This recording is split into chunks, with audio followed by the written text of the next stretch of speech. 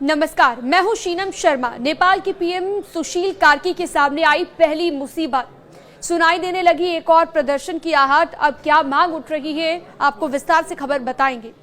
दरअसल नेपाल में सुशीला कार्की अंतरिम प्रधानमंत्री बन चुकी हैं। शुक्रवार को सुशीला कार्की ने पीएम पद की शपथ ली। पद संभालते ही उनके सामने अब पहली मुसीबत आ गई है।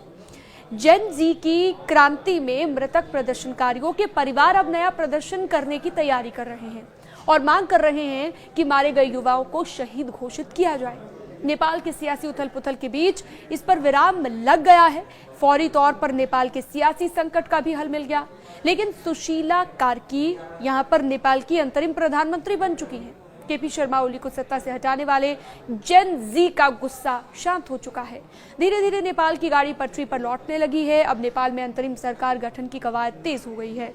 नेपाल में संसद भंग हो चुकी है। अब अगले 6 महीने तक अंतरिम सरकार के पास ही नेपाल की कमान होगी। 6 महीने में नेपाल में संसदीय चुनाव होगा। सुशीला कार्की ने सबकी सहमति से शुक्रवार को अंतिम पीएम पद की शपथ ली, मगर उनके सामने एक बड़ी मुसीबत आ गई है। नेपाल में एक और प्रदर्शन की आहट सुनाई देने लगी। नेपाल सरकार के सामने आई इस नई डिमांड से हलचल और ज्यादा बढ़ गई है। सुशीला कार्की से मृतक प्रदर्शनकारी के परिवार अब नई मांग कर रहे हैं। दरअसल नेपाल में 4 सितंबर को जेन जी ने भयंकर विरोध प्रदर्शन किया। सोशल मीडिया बैन और भ्रष्टाचार के खिलाफ प्रदर्शन हिंसक हो गया।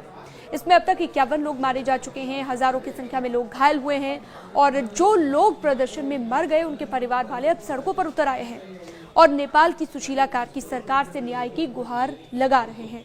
जेन जी क्रांति के दौरान पुलिस की गोलीबारी में मारे गए प्रदर्शनकारियों के परिजनों का कहना है कि उन्हें शहीद घोषित किया जाए। नेपाल की जेन जी क्रांति में अपनों को खोने वाले लोग काठमांडू के रिपोर्टर्स क्लब में भी एकजुट हुए और वहां पर भी प्रदर्शन किया गया। यानी कि कह सकते हैं कि अब सुशीला कार्की के सामने एक नई मुसीबत आ गई है। इस खबर से जुड़े अन्य अपडेट्स के लिए आप हमारे साथ जुड़ सकते हैं। न्यूज़ 18 के डिजिटल प्लेटफॉर्म को आप सब्सक्राइब भी कर सकते हैं।